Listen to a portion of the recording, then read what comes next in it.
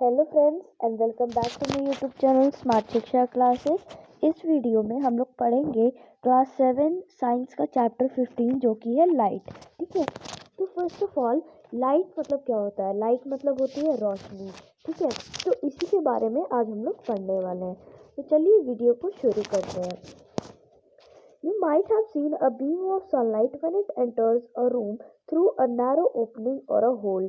ठीक है, तो आपने देखा होगा कि आपके घर में जो भी खिड़की है उसमें अगर कोई होल होता है तो जब भी उसमें सूरज की रोशनी पड़ती है, मतलब बीम ऑफ लाइट आती है, तो वो कितनी अच्छी लगती है। और जो स्कूटर है, जो उसके हेडलैम्प्स होते हैं, कार्स होते हैं, इंजन्स होते हैं, ट्रेन होते हैं, उसमें भी ऐसे ही बीम ऑफ लाइट होती है। ठीक है, देखिए मतलब कि ये देखिए ये ट्रेन है, तो इसका ये हेडलाइट है, तो इसमें से ये बीम ऑफ लाइट निकल रही है। ठीक है, इसमें से ये बीम ऑफ लाइट निकल रही है। तो ऐसे यहाँ पे एग्जांपल दिए हुए हैं। ठीक है, कि स्कूटर्स में भी होते हैं, ये कार्स में भी होते हैं, इंजन्स में भी होते हैं ना, तो ये सारे में बीम ऑफ लाइट होती है। उसके बाद है you may have seen a beam of searchlight from a lighthouse और from an airport tower. What do these experiences suggest. ठीक है, तो आपने देखा होगा कि जो यहाँ पे हमने कभी देखा होगा कि जो लाइट हाउस होता है, जो एयरपोर्ट टावर होता है, तो देखिए सपोज ये लाइट हाउस है, तो इसमें से भी एक बीम ऑफ लाइट निकलती है। ठीक है, what do these experiences suggest. तो आपको इन सब को देखकर क्या एक्सपीरियंस हुआ। तो पहले तो हमें ये समझ आया कि जब भी हम किसी चीज की बात कर रहे हैं तो उसमें एक बीम ऑफ लाइट निकल रही है, तो वो कैसे निकल रही है, सीधी निकल रही है। ठीक है, देखो ये लाइट हाउस है, यहाँ पे बीम ऑफ लाइट निकल रही है, एकदम सीधी निकल रही है। ठीक है, तो इसी से हमें पता चलता है light travels in a straight line. ठीक है, तो अब हम 15.1 पढ़ेंगे, light travels along a straight line. कि लाइट जो है हमेशा स्ट्रेट लाइन में ट्रेवल करता है। ठीक है, जैसे ऐसे देखिए Buju recalls an activity he performed in class 6. In that activity, he looked at a lighted candle first through a straight pipe and then through a bent pipe. Why was Buju not able to see the candle flame through a bent pipe? This activity showed that light travels along straight line. How can we change the path of light? Do you know what happens when light falls on a polished or a shiny surface? तो देखिए guys, इसमें बताया गया है कि जो बूझो है, ठीक है, जो बूझो है उसने एक एक्टिविटी की थी जिसमें उसने एक जला हुआ कैंडल लिया था और उसे जो है पहले तो उसने सीधी पाइप से देखने की कोशिश की, उसके बाद फिर उसने टेढ़ी मेढ़ी पाइप से देखने की कोशिश की। जब उसने सीधी पाइप से देखा तो उसको जो कैंडल है वो दिखाई दे रही थी, जब उसने टेढ़ी पाइप से देखा तो उसको जो कैंडल है नहीं दिखाई दे रही थी। ठीक है, तो इससे भी हमें पता चलता है कि जो लाइट है वो स्ट्रेट लाइन में ट्रेवल करती है। This activity show that light travel, तो इस एक्टिविटी ये बता रही है कि लाइट जो है हमेशा स्ट्रेट लाइन में ट्रेवल करती है। ठीक है, तो अब ये पूछ रहा है कि क्या आपको पता है कि जब कोई शाइनी सरफेस पे, कोई चमकदार सरफेस पे जब लाइट पड़ती है तो क्या होता है। तो इसके बारे में अभी हम लोग जानेंगे 15.2 में। ठीक है, 15.2 रिफ्लेक्शन ऑफ लाइट, लाइट की रिफ्लेक्शन। ठीक है, one way to change the direction of light it is to let it fall on a shiny surface. For example, a shining stainless steel plate or a shining steel spoon can change the direction of light. The surface of water can also act like a mirror and change the path of light.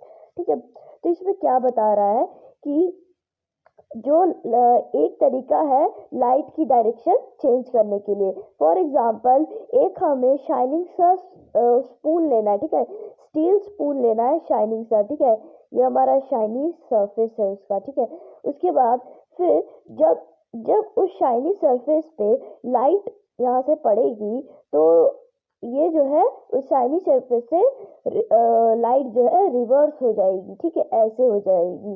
ठीक है, तो यही जो है इस जो light की direction जो है शाइनी सरफेस चेंज कर सकता है। ठीक है, आपको समझ आया। तो स्पून जो है हमारा स्टील स्पून, वो शाइनी सरफेस है ना, तो वो भी लाइट की सरफेस, लाइट की डायरेक्शन को चेंज कर देगा। ठीक है, have you ever seen the reflection of trees और बिल्डिंग्स इन वाटर। ये पूछा है कि क्या आपने कभी देखा है वाटर में ट्रीज और बिल्डिंग्स की रिफ्लेक्शन, ठीक है, परछाई, ठीक है। उसके बाद फिर है एनी पॉलिश्ड और shiny surface can act as a mirror. कोई भी पॉलिश्ड, कोई भी चमकदार सरफेस, कोई भी शाइनी सरफेस मिरर की तरह काम कर सकता है, और जब भी उसमें कोई लाइट पड़ेगी तो डायरेक्शन को चेंज कर सकता है। You have learned in classes that a mirror changes the direction of light that falls on it. This change of direction by a mirror is reflection of light, ठीक है। तो guys देखिए ये वाला जो है ये हमारा बहुत इंपॉर्टेंट है, ठीक है। यहाँ से एक मिनट, ये देखिए ये वाला जो है हमारा बहुत ज़्यादा इम्पोर्टेंट है, ठीक है। Mirror changes the direction of light that falls on it. This change of direction by mirror is called reflection of light, ठीक है। कोई भी शाइनी सरफेस, कोई भी चमकदार सरफेस मिरर पे काम करती है, और जब मिरर के थ्रू डायरेक्शन जो है लाइट की डायरेक्शन जो चेंज होती है उसे हम लोग रिफ्लेक्शन ऑफ लाइट कहते हैं। तो ये आपके एग्जाम में पूछा जा सकता है कि रिफ्लेक्शन ऑफ लाइट क्या है, ठीक है। तो आप जवाब देख सकते हैं। Can you recall the activity in which you got the light of a torch reflected from a mirror, let us perform a similar activity. तो ठीक है, तो आपको एक ट्राई करना है होम पे कि आपको एक टॉर्च लेना है, एक शाइनी सरफेस लेना है या फिर मिरर लेना है, ठीक है, शीशा लेना है, उस पर आपको टॉर्च जलाना है और देखना है कि जो टॉर्च की डायरेक्शन है, जो टॉर्च की लाइट की डायरेक्शन है वो चेंज होती है कि नहीं। अब हम लोग पढ़ेंगे एक्टिविटी 15.1, ठीक है। Take a torch, cover its glass with a chart paper which has 3 narrow slits as shown in figure 15.5. Spread a sheet of sheet of chart paper on a smooth wooden board. Fix a plain mirror strip vertically on the chart paper. Now direct the beam of light on the mirror from the torch with slits. Place the torch in such a way that its light is seen along the chart paper on the board. ठीक है। Now adjust its position so that the light from the torch strikes the plane mirror at an angle, ठीक है। तो आपको क्या करना है, first of all आपको एक टॉर्च लेना है, एक प्लेन मिरर लेना है, ठीक है। एक टॉर्च लेना है और एक प्लेन मिरर लेना है। अब क्या करना है, आपको एक पेपर लेना है या फिर कुछ पेपर लेना है और उसे जो है 3 स्लिट्स में ऐसे कर देना है, ठीक है, जैसे मैं बता रही हूँ, देखिए ऐसे उसको कट कर देना है 3 पीसेस में। उसके बाद हमें क्या करना है, देखिए ये टॉर्च के इधर हमें लगा देना है। उसके बाद फिर हमें एक्टिविटी परफॉर्म करनी है। पहले तो हमें यहाँ पे टॉर्च रखना है, ठीक है, यहाँ पे टॉर्च रखना है। फिर इस साइड में थोड़ा टेढ़ा में इसको हमें ये मिरर रखना है, प्लेन मिरर रखना है, ठीक है। उसके बाद फिर हमें कुछ ऐसे रखना है टॉर्च और मिरर को जैसे कि कोई एंगल बन रहा हो। देखिए इसमें कैसे रखा हुआ है, देखिए यहाँ पे ये एंगल बन रहा है ना, तो वैसे ही आपको रखना है। तो जैसे ही आप टॉर्च ऑन करेंगे तो यहाँ पे जो है ये 3 रे निकलेगी। उसके बाद ये 3 रे रिफ्लेक्ट होके मिरर से ये इस टाइप से उसे रिफ्लेक्ट कर देगी लाइट को, और जो डायरेक्शन है, जो लाइट की डायरेक्शन है उसे चेंज कर देगी, ठीक है। अब आपको समझ आ गया, okay. Does the mirror change the direction of light that falls on it? Yes. Now move the torch slightly to the other side. Do you find any change in the direction of reflected light? ठीक है, तो आपको जो है अब जो torch है अपना उसे दूसरे साइड की तरफ ले जाना है, और अब आपको देखना है कि जो लाइट की डायरेक्शन जो है वो चेंज हो रही है या नहीं, ठीक है। तो इसे आप होम पे भी परफॉर्म कर सकते हैं, है ना। तो अब हम लोग नेक्स्ट पढ़ते हैं। Paheli wants to know what makes things visible to us. Buju thinks that objects are visible only when light reflected from them reaches our eyes. Do you agree with them? ठीक है, तो पहेली जो है वो पूछ रही थी, जो पहेली है वो जानना चाह रही थी कि what makes things visible to us, कौन कौन सी चीजें जो हमें दिखाई देती है। Boojho thinks that objects are visible. Boojho बोला कि जो ऑब्जेक्ट है वो विजिबल होता है, और जब लाइट रिफ्लेक्ट होती है और हम लोग के आँख के पास आती है तो जो हमें चीज़ें दिखाई देने लगती हैं, ठीक है।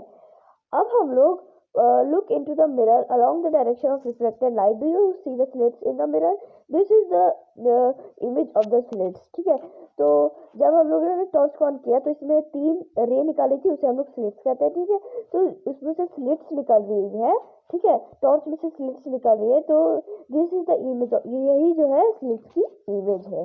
This activity shows how light gets reflected from a plane mirror.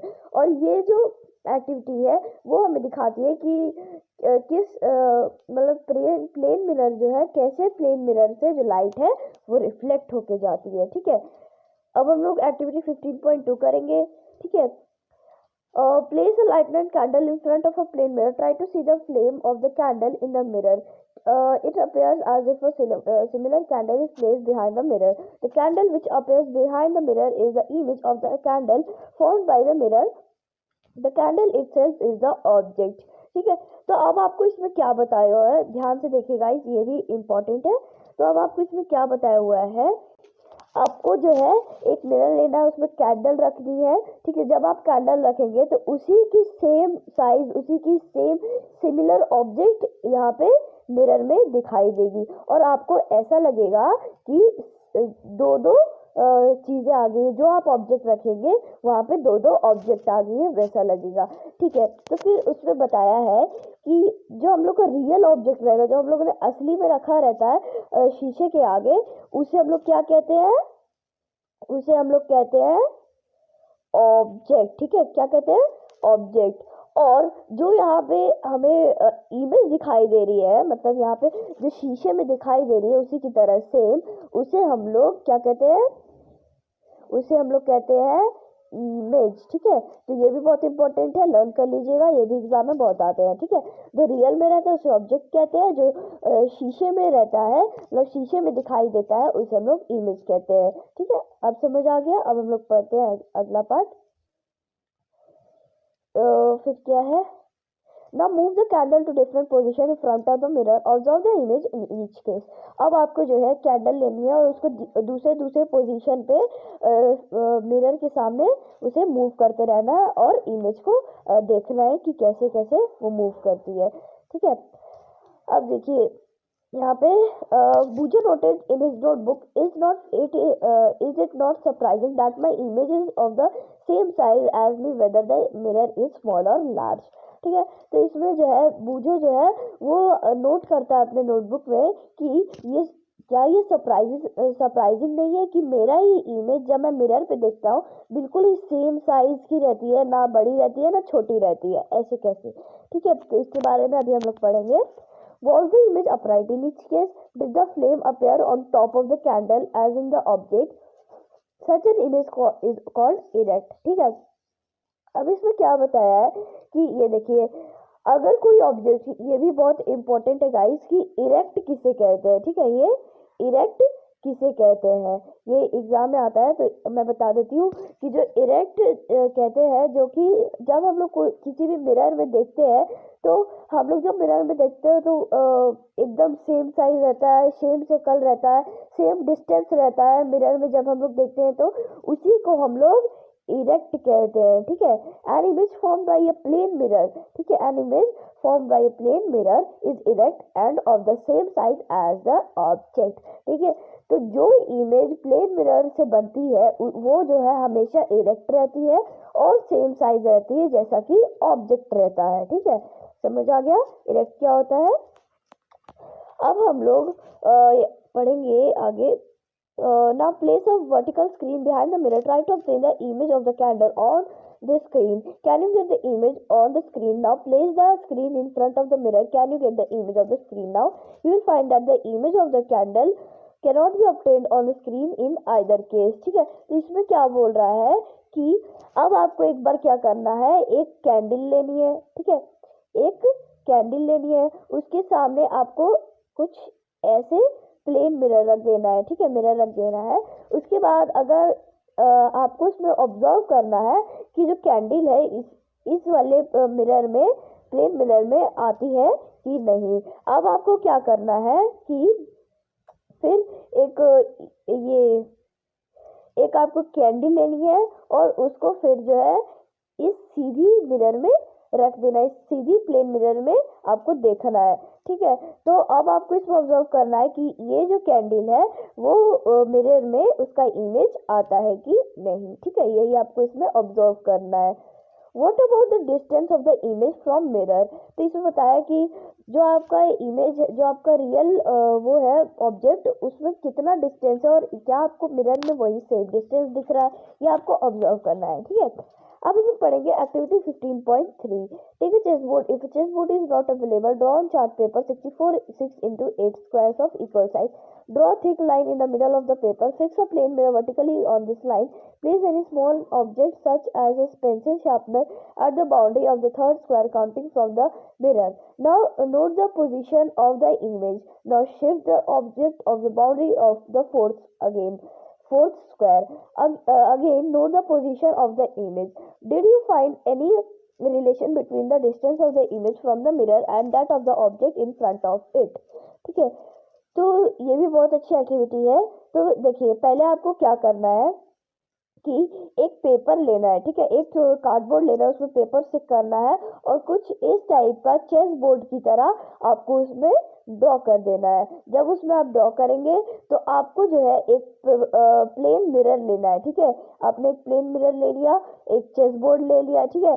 अब आपको क्या करना है कि प्लेन मिरर के सामने एक कोई भी ऑब्जेक्ट रख देना है, पेंसिल, शार्पनर, इरेजर, कुछ भी रख देना है, ठीक है। अब आपको उसमें नोटिस करना है कि जो भी आप ऑब्जेक्ट प्लेन मिरर के सामने रख रहे हैं, ठीक है, जो भी आप ऑब्जेक्ट प्लेन मिरर के सामने रख रहे हैं, तो अगर आप कुछ इस टाइप का देखिए, कुछ इस टाइप का रखेंगे, मतलब शार्पनर का ये पीछे वाला हिस्सा है, ठीक है, तो आप पीछे वाला हिस्सा जो है हम लोग की साइड रखेंगे और जो ये देखिए ये आगे वाला हिस्सा जो है वो मिरर में दिखेगा, ठीक है। तो यही आपको ऑब्जर्व करने के लिए बोला हुआ है, ठीक है। तो इसके बारे में और हम लोग डिटेल में पढ़ेंगे, ठीक है। Finally, made a note in a notebook. In a plane mirror, image is formed behind the mirror. It is erect of the same size and it is the same distance from the mirror as the object is in front of it. ठीक है, तो पहले ने अपने notebook में note किया कि जो प्लेन मिरर है उसकी इमेज जो है मिरर के पीछे बनती है और वो हमेशा इरेक्ट होती है, सेम साइज की होती है और सेम डिस्टेंस की होती है, ठीक है।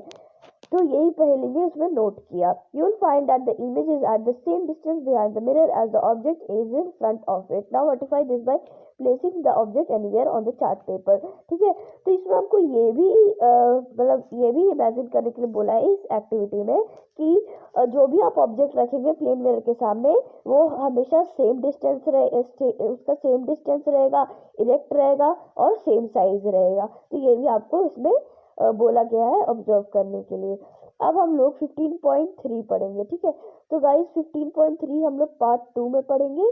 तो यही तक हम लोग अभी पढ़ते हैं, ठीक है।